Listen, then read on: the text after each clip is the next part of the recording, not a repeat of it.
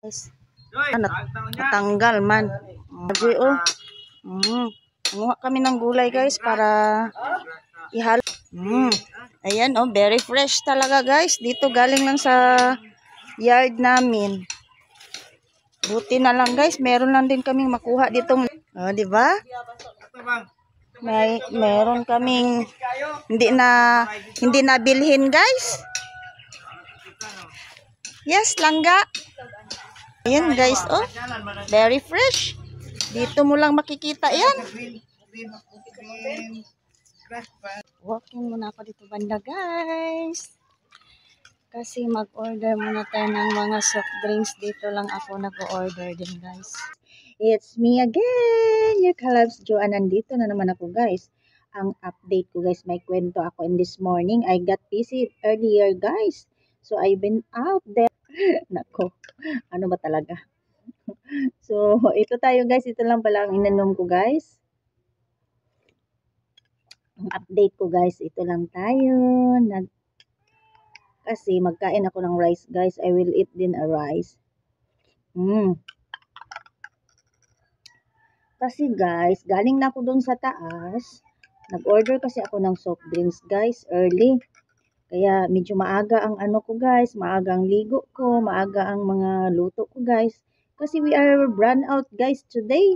That's why guys, maaga ako asikaso sa self ko din. Parang wala akong na guys, kasi pagising ko lang, paano ko lang guys, nako ilang gamit ko lang sa cellphone, nag-run out na agad.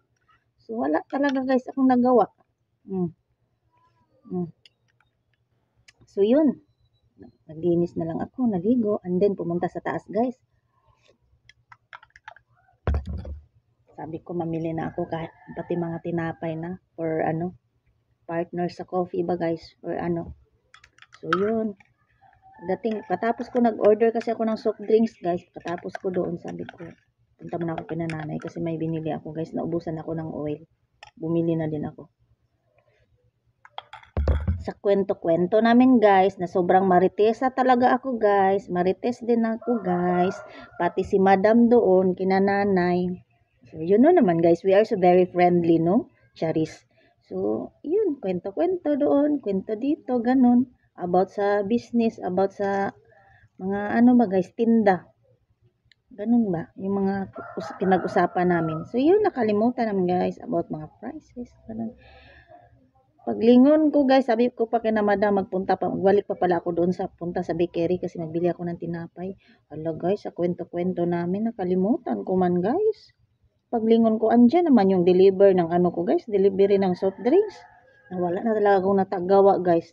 Ang usapan namin na nakat ko kaagad, pumunta na ako guys. Parang gustuin ko na lang tumakbo kasi di papunta dito uwi. Andyan na nang deliver.